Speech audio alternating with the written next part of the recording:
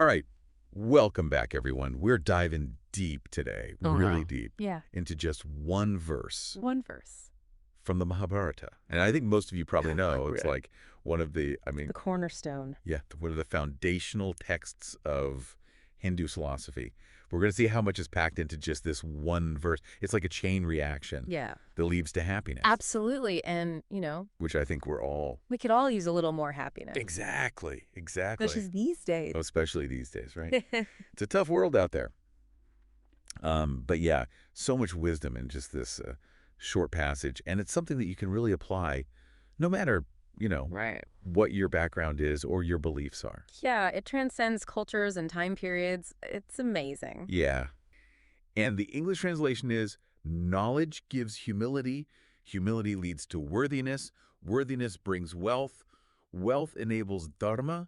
And dharma leads to happiness. So much packed in. There's a lot there. So, I mean, first of all, it's like each of those concepts is like a big idea. Right. Its own. It's like a staircase. Yeah. Like each one builds on the other. Yeah. But it all starts with a knowledge.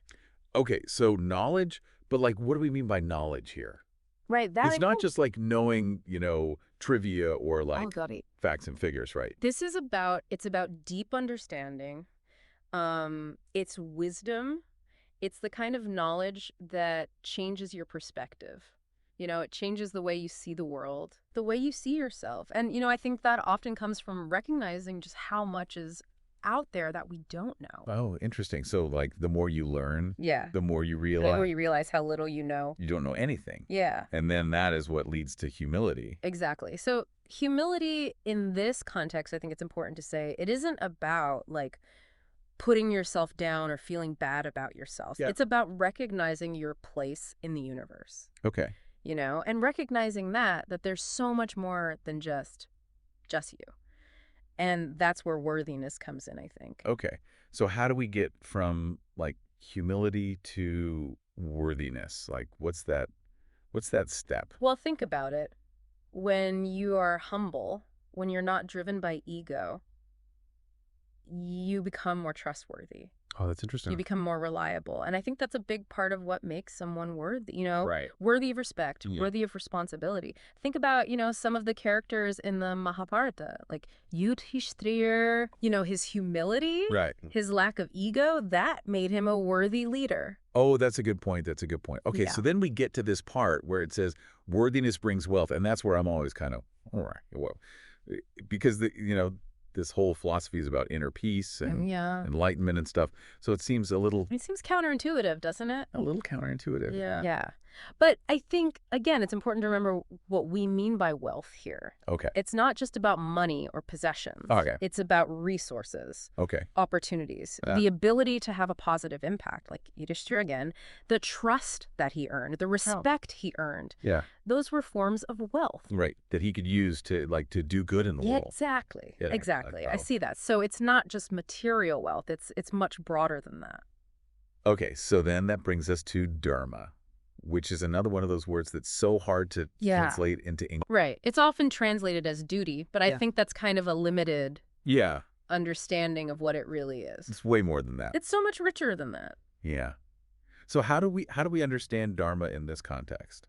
I think of it as living a life of purpose, Okay. a life that is in alignment with like your true self, Okay. Yeah, like that. And this verse is suggesting that having that true wealth allows you to live that more dharmic life. It gives you the means to act on your values. Yeah. And contribute to something bigger than yourself. Yeah. Okay. So, and then that is what leads to happiness. Yeah.